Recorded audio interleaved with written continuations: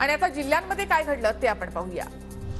अखंड वारी संप्रदायाला आस लागून असलेल्या आषाढी वारीची घोषणा। तुकोबांची पालखी 28 जूनला तर माऊलींची पालखी 29 जूनला पंढरीकडे प्रस्थान करणार। विदर्भामध्ये आजपासून 3 दिवस उष्णतेच्या लाटेचा इशारा। विदर्भ मराठवाड्यासह बहुतांश भागांमध्ये उष्णतेची लाट कायम राहण्याची शक्यता।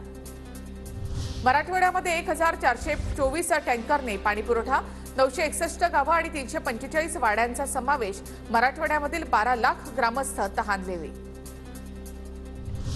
परभणीसह मराठवाड्यामध्ये पावसाचा अंदाज। संभावित पावसाचा धोका लक्षात घेत चारा संकलित करून सुरक्षित ठिकाणी ठेवण्याची शेतकऱ्यांची लगबग सुरू। तब्बल 300 वर्षांची परंपरा असलेल्या बुलढाण्याच्या भेंडवळची घटमांडणी यंदा 10 मेला होणार। पीक परिस्थिती आणि पाऊस तसंच सामाजिक आर्थिक परिस्थितीचा अंदाज सांगणाऱ्या घटमांडणीकडे अख्ख्या महाराष्ट्राचं लक्ष।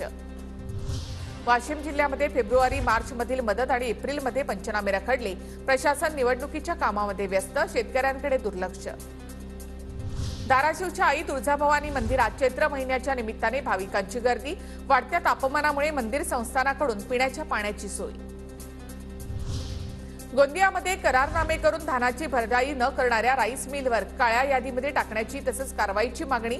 भरडाई न झाल्यामुळे शेतकऱ्यांची मोठी कोंडी। अजिंठा घाटामध्ये एसटी बस पलटल्यामुळे अपघात। पुणे ते रावेर जाणारी बस घाटामध्ये उलटली। अपघातामध्ये 7 ते 8 प्रवासी जखमी।